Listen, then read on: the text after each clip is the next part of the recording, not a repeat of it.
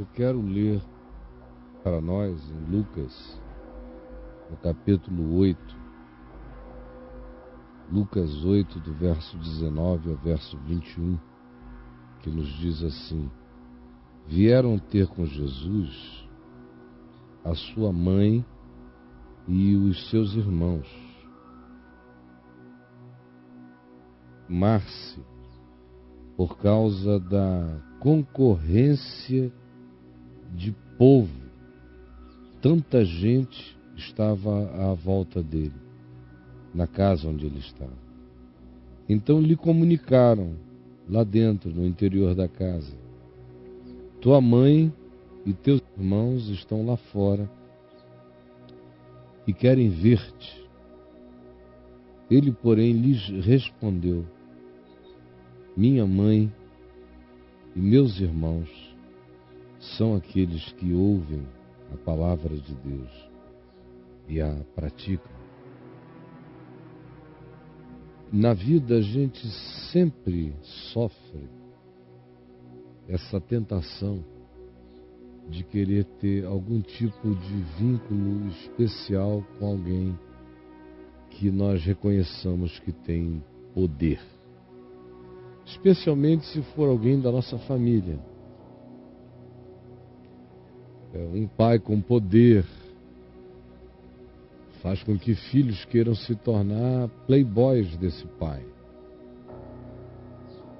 Faz com que a esposa queira se apresentar como a mulher que usufrui o benefício desse poder, por ela ter sido a escolhida para ser ele versão feminina. E aí, se o indivíduo tiver de fato poder, é fácil que ao lado dele pessoas venham se corromper no modo como observam, como interpretam, do que querem dele ou do que não querem dele, quando se aproximam dele e quando não se aproximam dele. Cria-se uma relação de interesse, muitas vezes. Você sabe perfeitamente do que eu estou falando. Acontece isso em todos os lugares e em todos os ambientes, não apenas na família. É a relação de proximidade de quem tem o poder. Na religião e na espiritualidade é a mesma coisa.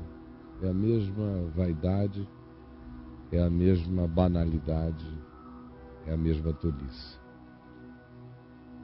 Só que, diferentemente da família, onde a gente evoca ou o DNA, no caso dos filhos, ou a certidão de casamento, no caso da mulher ou do marido, na religião ou nas tentativas espirituais, o que acontece é que o que caracterizaria essa intimidade, essa familiaridade, esse pertencimento que supostamente nos dá direito de herança ou de privilégios especiais, são outras simbolizações.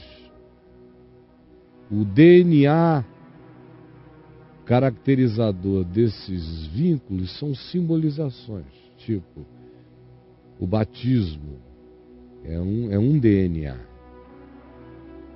O dízimo se tornou o grande caracterizador de pertencimento, né? O dinheiro. A frequência é um outro caracterizador de pertencimento. A disponibilidade ao trabalho, a voluntariedade servil ao líder ou aos líderes ou às hierarquias religiosas se apresentam, se manifestam como caracterizadores desse DNA, dessa familiaridade, dessa intimidade, dessa influência, dessa acessibilidade que todo mundo quer ter. E a religião como um todo dependendo de como ela seja, quanto mais vinculada à ideia de que Deus é uma pessoa capaz de dar uma resposta a um indivíduo pessoal a ele, mais a corrupção desse monoteísmo, a perversão desse monoteísmo, que é verdadeiro, porque Deus é pessoa e Deus é amor, mas a perversão desse Deus pessoal gera uma relação com um ente todo-poderoso de capricho, ou de soberanias esquisitas, ou de intervencionismos amalucados, ou de enciumamentos inexplicáveis, ou de passionalidades que não caem bem para uma divindade, mas ele pede que a gente não seja passional como ele, mas ele mesmo seria o mais passional de todos. Ou seja, é um Deus muito hipócrita, porque nos dá um monte de mandamentos que ele não cumpre nenhum. Ele vive para transgredir, ele não perdoa, ele manda perdoar, mas não perdoa. Ele manda dar, mas só dá alguma coisa se antes você der a ele. É você que toma a iniciativa para ele devolver, senão ele não vai agir.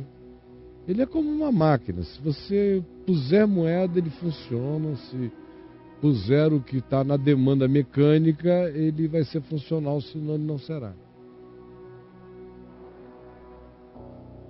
Essas são as divindades que estão por aí, as divindades pessoais, pervertidas, o monoteísmo perverso. Jeová é assim, o Cristo, o Deus do Cristo, do cristianismo é assim, Alá dos muçulmanos é assim, como Odin era assim, como Zeus era assim, como as outras divindades assim eram também. Poseidon. Enfim, são a mesma coisa. São perversos. Então, o fiel dessa relação deseja ter algum tipo de tráfico de influência, de acessibilidade a essa divindade imponderável e doida. E aí a gente quer fazer parte do grupo dele, é claro, né? É onde a religião entra. Eu sou desse grupo. Então, no mundo, por exemplo, tem 800 milhões a 1 bilhão de pessoas que, teoricamente, devem ser mais bem tratadas por Deus, porque são cristãs. Aí tem 1 bilhão e 400 milhões de muçulmanos que Deus suporta, talvez.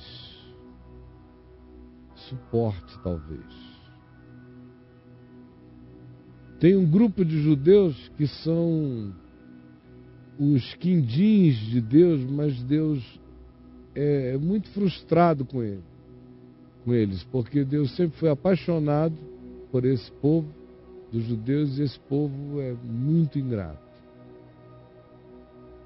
E tem uma quantidade enorme, o resto do mundo, que você encontra entre a China, a Índia, os países que compunham a antiga União Soviética, já dão quase o resto do planeta.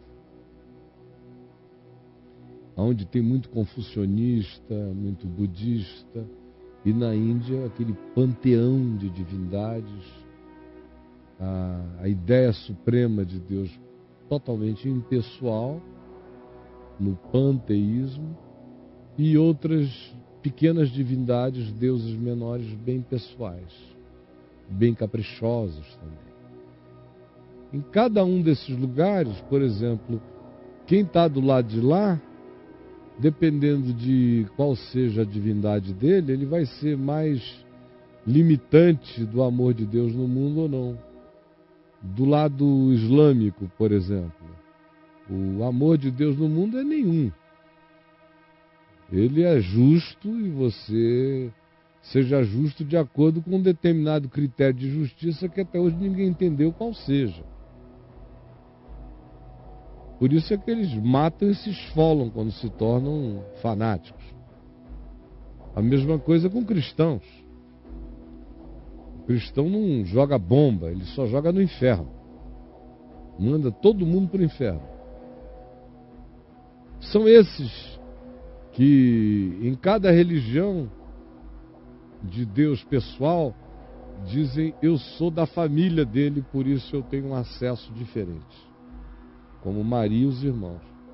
Por isso a gente manda chamar, porque tem gente demais em volta. Isso aí é uma plebe, não devia estar aí. Quem tem acesso aqui somos nós, a família dele, porque eu sou cristão, ou porque eu sou muçulmano, ou porque eu sou hindu na versão da seita ou da percepção tal, ou porque eu sou shintoísta.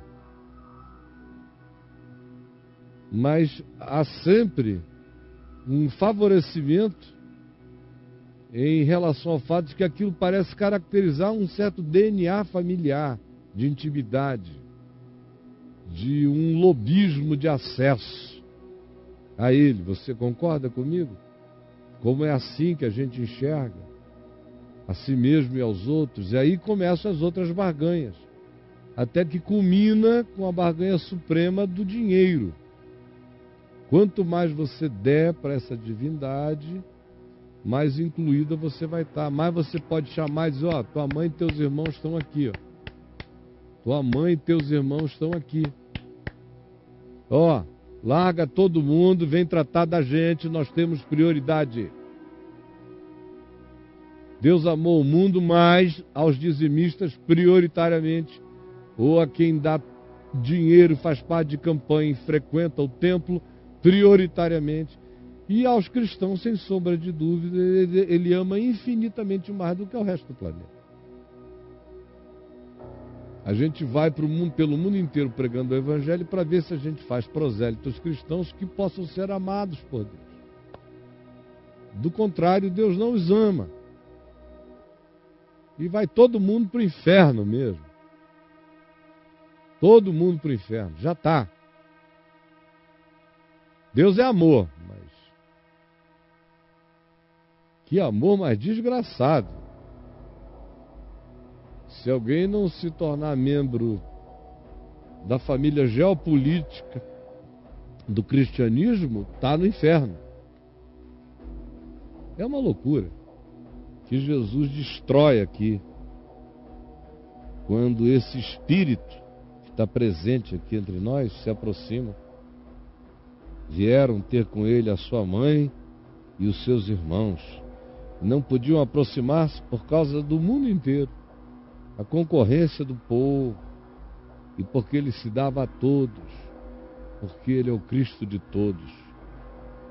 Então lhe comunicaram: a tua mãe e os teus irmãos estão lá fora e querem ver-te, estão te chamando. O texto de Mateus 12, de 46 a 50, nos diz: estão lá fora e te chamam. E em Marcos 3, de 31 em diante, nos diz que chegaram lá e disseram: esse menino está louco. E foram lá para prendê-lo e levarem-no. Olha só o tipo de ideia que eles tinham, de acessibilidade que eles tinham. Disseram: está louco, e foram lá para prendê-lo. É o que diz Marcos, capítulo 4, do verso 35 ao 41 e dali em diante. Depois você vê essa realidade toda se completando quando eles chegam e dizem: está louco esse menino, a gente vai levar na força, vai prender. Fica se dando a todos. Não, nós somos da família, a gente tem primazia, a gente tem privilégio. Nós somos evangélicos, nós somos católicos. Vocês são muito bobos. Nós somos presbiterianos. Não, nós somos muçulmanos. Graças a Deus, nós somos budistas.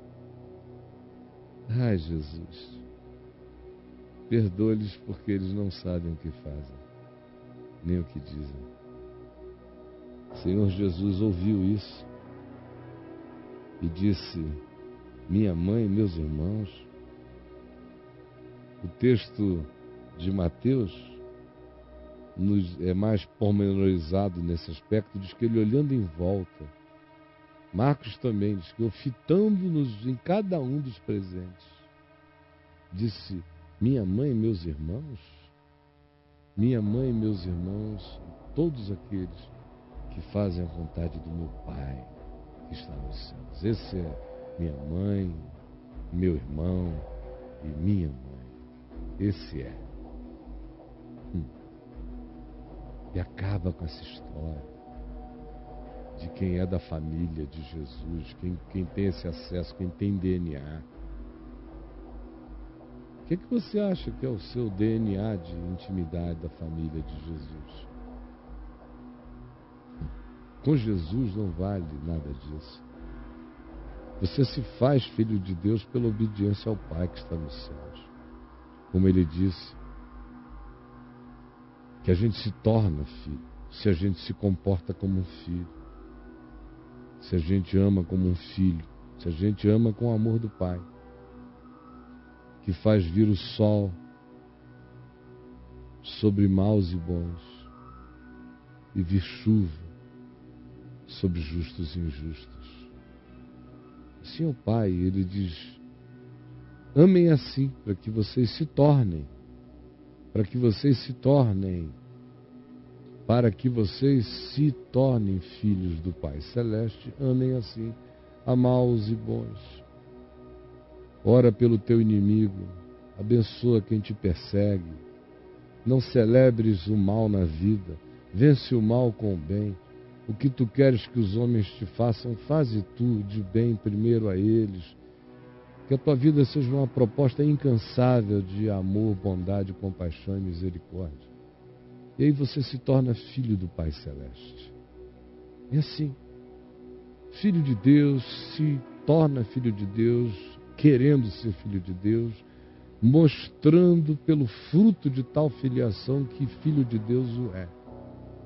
E não por causa de alegações de DNA batismal, de DNA religioso, de DNA cristão ou de DNA de engajamento tópico do indivíduo com uma instituição que diz ser representante de Deus. Aí é palhaçada. E Jesus acaba com essa palhaçada que começa com Maria e com os meninos, irmãos dele, que queriam ser uma curiazinha para ele. Manda chamar, tem muito povo. Isso é uma conferência particular de família. É um momento gnóstico, só nosso. Aí Jesus diz: olha, minha mãe, meus irmãos, quer ser Maria na minha vida? Quer ser Tiago, João, qualquer um dos meus familiares? Quer ser? Faça a vontade do meu Pai. Obedeça o Evangelho. E a vontade do meu Pai é uma: que vos ameis uns aos outros assim como eu amo vocês. Aí você se torna filho do Pai Celeste.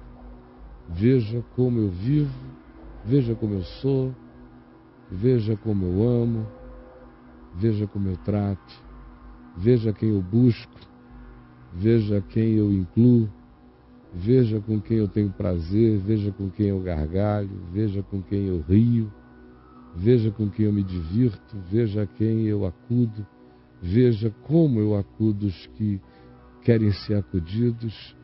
Veja, e você vai ver a vontade do meu Pai e vai aprender os modos do meu Pai. E se praticar, será filho do meu Pai Celeste. Será filho da Boa Nova, filho do Evangelho. Jesus, que a tua palavra, que o teu ensino, que o teu espírito tenha sido entendido com simplicidade, tenha sido compreendido, tenha trazido luz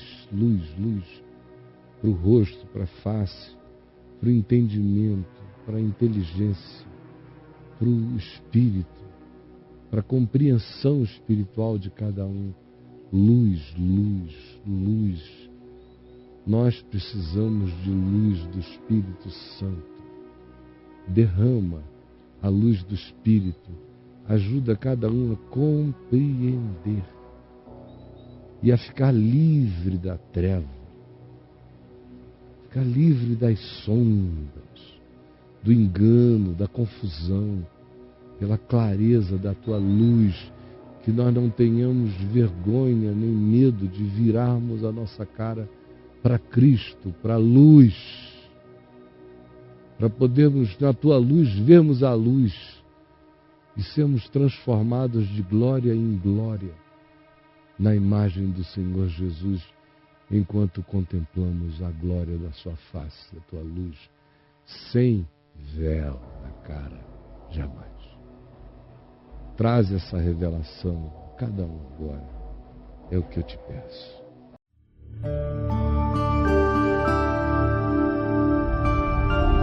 Vem me ver TV, o canal é você.